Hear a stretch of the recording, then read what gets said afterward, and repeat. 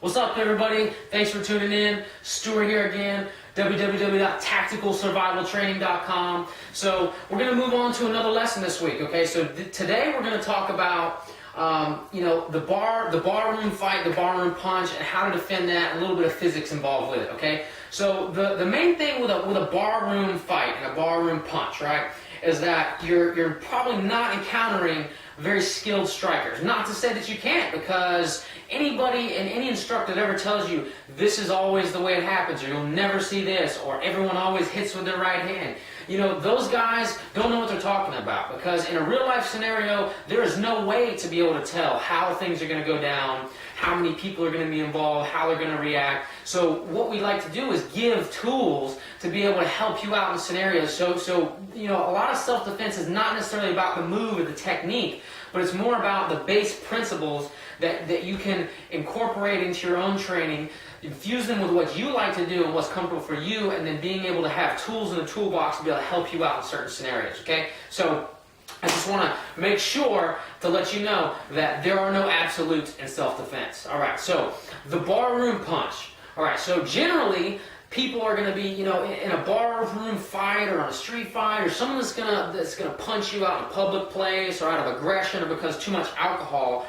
They're going to have a lot of a fueled aggression, a lot of energy behind it. And what they're going to do is come with that big old, that big right hand, the big overhand right, the big swinging, looping right hand, okay? So there's a little bit of physics involved in this. So if you have a tracker inside of my hand right here, small little dot, it's going to track, so it's tracking the path of my hand, right? If I go for that big right hand, okay, and I'm drunk and I'm going to hit you, that thing is drawing, it's in an angular, so it's circle, circle, circle, circle, circle, boom, and then I come here. The only problem with that is that if I stand right here, okay, and the punch is going to hit me on the chin, it's coming circular, circular, circular as it comes in. If I just move back just a little bit, it keeps going in a circular path right by my face, right?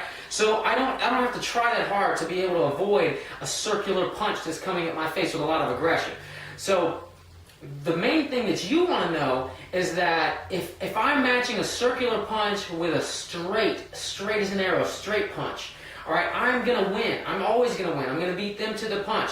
If we're equal speed or I'm less speed, if he's coming around in that angular fashion, I'm coming straight to the target, I'm going to be able to win in that scenario, okay? So what I want you to always, always, always practice is that anytime you're striking, when you're striking straight out of the shoulder, all right? So there's a couple things that people miss when they're training striking and stuff like that. So a lot of times people hold the focus mitts, and I'm punching across my mitt, all right? So I'm punching here. So if you've noticed, all right, if you do a straight line out of my arm, the straight line would actually be here. This is where I'm the strongest, all right? So when all my joints line up, and my shoulder, my elbow, my wrist are all in one single plane, I'm going to have the most power, I'm going to generate the most force, right? So every degree I come across my body here, I'm losing a substantial amount of power, okay? So you want to always train throwing that straight punch directly out of the shoulder, all right? Now, as well, it has to do with my body and my feet. What a lot of people don't understand with boxing is that there's a thing called ground reaction force, right? So Newton's second law, that every force has an equal and opposite force. So if I push on the wall here behind me, it doesn't go anywhere, right? That's because it's matching my force, equal, right? So if I'm pushing into the ground, that's where I'm going to get my power. So ground reaction force means the harder I dig in off the ground and use my legs and my body, the much more powerful that my shot is going to be, right? So if you've ever heard the term that they don't sit down on their punches, or they got weak shots, right? That's because sitting down on the punch means that you're contacting the ground, you're sitting down, you're making contact with the ground. So that's why when you jump off the ground, or if you watch my back foot as I come up and throw a punch and I come up onto that toe, I can still hit with some force, but it's not going to be nearly as much as if I'm connected on the ground. Now I want you to see like the kinetic chain of how that power would happen. So if I'm standing here like this, right, and the motion starts with the ground, so I'm turning that hip in like this, real powerfully, so it's... Okay, so where all that happens is I'll pivot this foot right here. Now, as I pivot, my hip gets involved, right? So I pivot, and this is very similar to a baseball swing, right? Baseball swingers, they'd be here, they pivot that back leg, boom, and they deliver all that power to their hips and their core. All right, so I'm here, right? First thing, I pop that hip forward, right? So they call it squashing the bug, all right? So like there's a bug on the ground, I'm squashing the bug. Now see the angle of my knee here. Very, very strong. The muscles in my thigh are all tight and strong as well. So the energy transfers from the foot. Boom, it comes up into the leg, into my hip. Now that same kinetic energy is now in my core, and when I'm here, I transfer the core up into my shoulder, through my arm, boom, and it comes out of my fist, into my opponent, or whatever I want to hit, right? So the main thing is that you're really utilizing the ground to have your punches land through your fist. So the fist in the hand is only the delivery system, right? So think of it in that term. This is only delivering the power that I generated from the ground, my hips, and my core, okay? So I got on a tangent a little bit there, right? But I really want you to sink that in and understand that, because that's going to have so many implications on the future when you start throwing additional punches, hooks and elbow strikes and kicks and things like that. It's going to be really important that you know how to interface with the ground and utilize the ground reaction force for your benefit. Okay, so again, back to this scenario. Big looping hand, we're going to be throwing that straight right, okay? So on the last video that I showed you, the telephone block, okay? So there's a really good combination that we can use using the telephone block and utilizing a straight punch. So the physics that we were talking about earlier about that angular strike there, okay? So if the angular strike is going to come from you, the attacker, right, comes over here and it lands right here.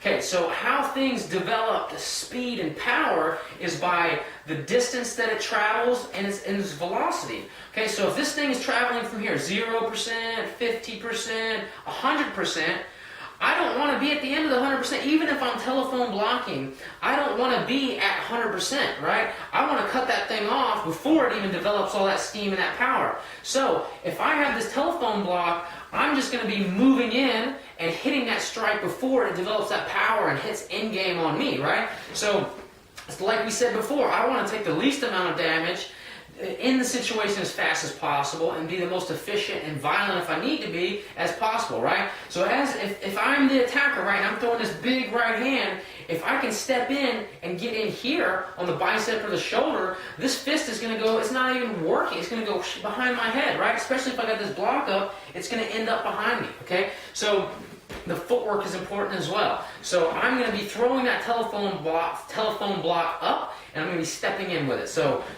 we're here, I recognize I have a threat, it looks like he's going to throw at me, so I step in, boom, that telephone block, and then I'm back, right? So again, I'm here, I step in, and then I'm back. So there's a couple things that I can be doing with that. I actually want to be, as I'm telephone blocking, I want to be jamming my elbow into the bicep, in the deltopectoral groove here, in the deltoid of the pec. All right, all of those are going to be pain response, and those muscles, if we're throwing that big lunging right hand, all those muscles are actually being utilized to throw that. So I can actually stop that punch, cause him pain, get inside of there, and now I'm inside to cause damage. Elbow strikes, clasp on for knees, clinch on for knees, boom, up close. There's a lot that we can do there. So the main thing that I wanted to cover in this lesson is that you do not want to punch big, angular, wide, powerful shots, right? You want to be pinpoint, straight as an arrow, and be very accurate. I'd much rather give a 30% punch right on the chin, boom, exactly where I want to have, than 100% and I don't know where it's going, right?